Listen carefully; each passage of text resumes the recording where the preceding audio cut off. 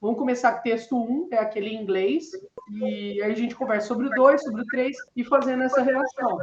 O texto 1, eu estou tendo dificuldade de discutir esse primeiro texto por tratar muito de dados específicos, mas eu fiz algumas anotações aqui. Essa concepção crítica torna a pedagogia mais realista, né? Foi Turing, 2002, que falou, eu achei interessante essa parte. E como que essas inovações nessa perspectiva crítica social, eles destacam que tem que fazer avaliação por pares, escolher o conteúdo e aprendizagem de forma cooperativa e estimular a participação dos alunos no processo de ensino-aprendizagem. Uma coisa que eu vi, assim, esse artigo, ele está falando que ele fez uma pesquisa de revisão bibliográfica. Então, ele buscou estudos que têm aí essa visão mais sociocrítica, e ele tem percebido que tem um aumento lá desde 1980, tem aumentado esses estudos nessas revistas que eles pesquisaram, e ainda assim foram pouquíssimas, acho que 23. De outras bases, e aí por isso que chegou a 23, mas ele tinha feito uma delimitação maior.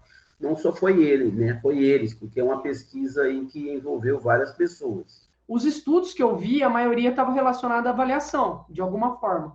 E muito também aquela questão de tentar falar de educação crítica sem estar trazendo isso na sua própria avaliação. Então, por exemplo, muitos professores da faculdade trazem essa visão crítica, mas na hora de fazer a avaliação nas suas aulas, ela é uma coisa mais tradicional. E é interessante essa parte da sua fala, que já entra junto com o texto 2, né? Porque fala do conhecimento disciplinar, né? E o conhecimento pedagógico. Então, entra nas áreas da didática geral e didática específica. Quando se falam em pesquisas, a criticidade está lá, está em alta, mas a hora que a gente vai colocar na prática não é exatamente dessa forma. A gente não consegue juntar esses dois conhecimentos e trabalhar de uma forma única, acaba dissociando, né?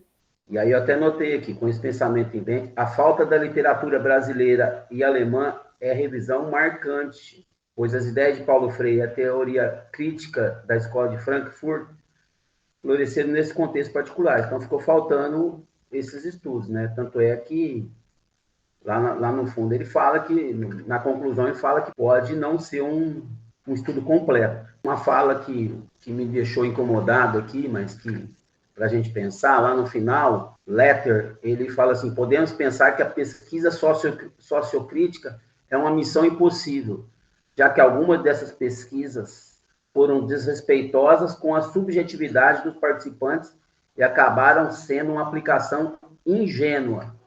Quer dizer, a gente, às vezes, não dá tanto crédito aos participantes, os alunos ou professores, pensam que vai fazer pergunta muito complexa e, na verdade, ela acaba sendo uma pergunta ingênua. Uma coisa que eu acho que fica do texto 1 é que é uma coisa muito recente. Pensar sobre isso na pesquisa e pensar sobre isso também na escola, porque isso também influencia algumas coisas na escola. Mas no final tem uma conclusão que é bem legal, né? Que dentro dessa perspectiva é importantíssimo considerar, que também já vai entrar lá no texto 3, considerar a experiência dos alunos ou a experiência de quem está sendo pesquisado. Tem que ter essa consideração dentro da pesquisa, a experiência de cada um. Então, pessoal, esse texto, acredito que ele foi muito bem colocado como texto 1, né, para ele dar uma base teórica ali também, mas nada muito na nossa vivência. Fala um pouco sobre formação, sobre questões histórico-críticas. Eu acho que é interessante para a gente também relacionar a escola com as questões sociocríticas e que pesquisas sociais são feitas na nossa área também. Então, acredito que por mais que sejam de outra realidade, igual o Heriberto trouxe, né, que é a Espanha, a Nova Zelândia, né, a Austrália, a gente ainda consegue usar esse texto como um pontapé inicial para a gente começar a trazer os textos do Libânio aqui mais para próximo da gente. Aqui no segundo texto, né, o Libânio, ele traz bastante sobre a questão da formação do professor, né, de alguns métodos de formação que aqui não está escrito, mas eu vi muito naquele molde do 3+1, né, questões pedagógicas dos 3+1 na formação que as pessoas, na qual eu fui formado na UNERP, né, em que havia dissociação entre o pedagógico e o conceitual. Então, por exemplo, agora é o momento de nós falarmos sobre pedagogia da educação. Depois isso eu vou tratar com pedagogo. Agora a gente vai falar sobre questões educacionais, via com pedagogo. Agora a gente vai ter atividade física, então agora a gente via com educador físico. A gente não tinha essa mescla de ensino, esse ensino como um todo. E é bem uma realidade nossa, né? Bom, pelo menos eu, como professora, tenho essa dificuldade também. O ensinar, vamos lembrar da Soraya Darido, né? Ensinar a fazer e como fazer, né?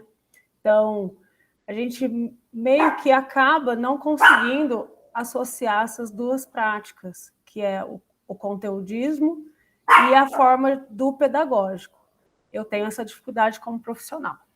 Como resolver na formação profissional, por um lado, a falta de domínio de conhecimentos específicos por parte dos pedagogos e, por outro, a falta de domínio de conhecimentos pedagógico-didáticos por parte dos professores de conhecimento específico. Aí o texto traz essa teoria para responder essa pergunta, né? Eu acho que a nossa formação toda, né? A minha faculdade, por exemplo, a gente tinha cada disciplina. Então, por exemplo, estatística era do departamento de estatística.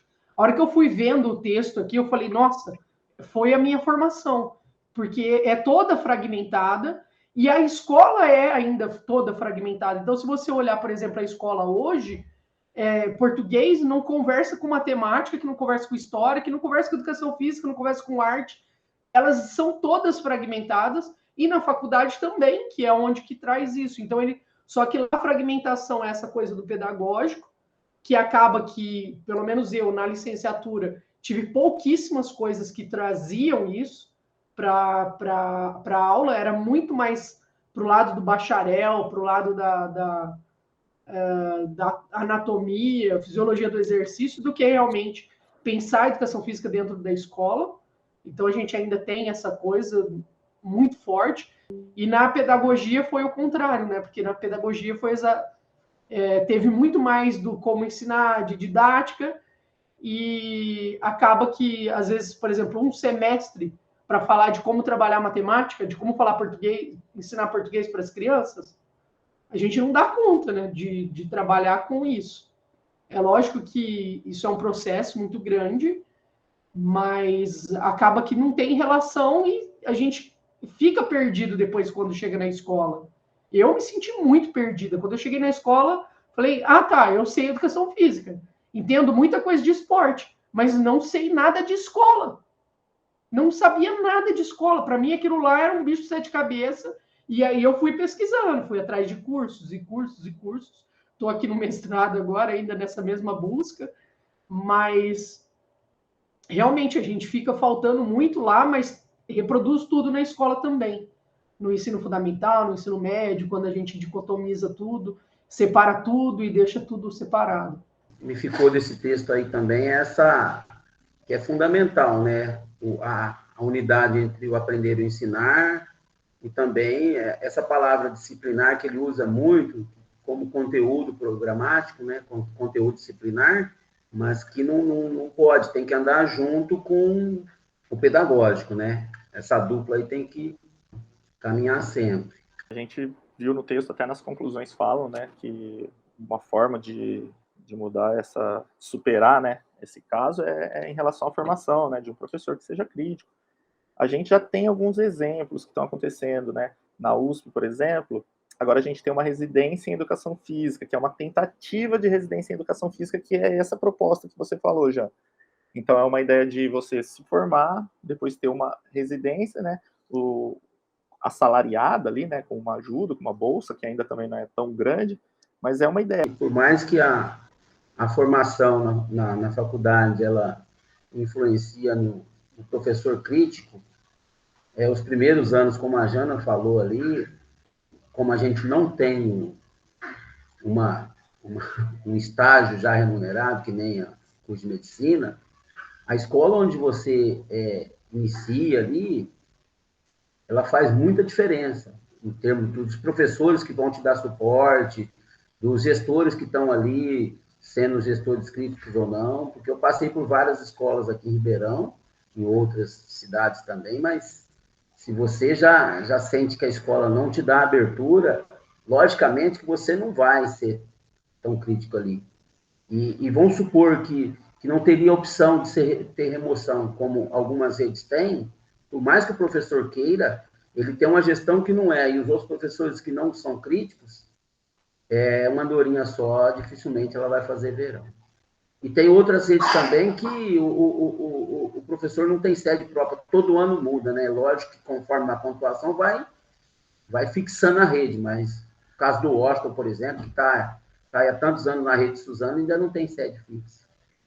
E assim, eu não sei se a gente já consegue dar um gancho para o texto 3, mas esses dois últimos exemplos foram importantíssimos para a discussão do tema 3, né, do texto 3. Tanto a fala da Jana, que fala assim, nossa, eu estou no mestrado e não entendi muito bem por que a gente estudou sociologia naquele contexto, naquela situação, e essa fala sobre a segurança e a estabilidade do professor, né?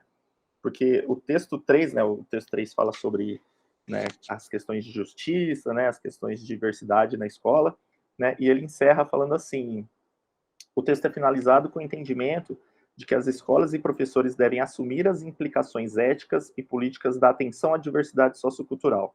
No entanto, seus efeitos educativos não podem prescindir da sua abordagem pedagógica, ou seja, sua inserção nos próprios conteúdos escolares e na metodologia de ensino.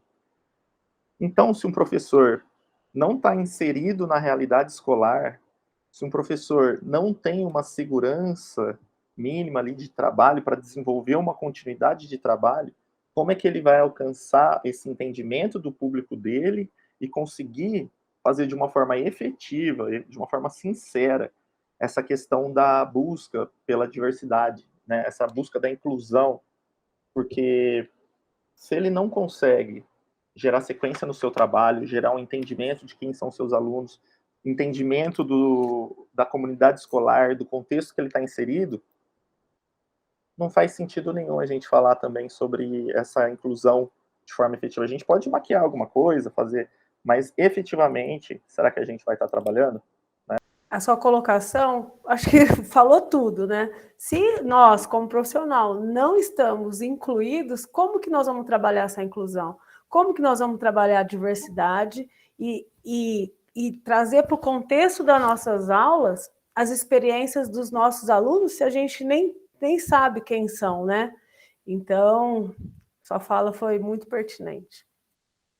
Eu concordo, a gente tem que trazer essa diversidade para a escola, tem que abrir espaço para ela, tem que tentar esse aprendizado, é a nossa busca, mas ao mesmo tempo a gente tem que ver que essa escola justa, ela também parte pela política, que inclusive ele fala aqui, né, que essa coisa da educação, a educação e a política, ela tem que andar junto. Elas precisam andar junto. A gente precisa de políticas públicas que diminuam a quantidade de aluno por sala, que melhore as condições materiais, as condições de prédios de escola que você faz um barulho lá no pátio, tá atrapalhando todo mundo em todo lugar. Então, assim, a gente precisa de ter uma ação lá pedagógica, uma ação do professor dentro da sala, mas a gente precisa de ações políticas. Infelizmente, isso não vai vir sozinho.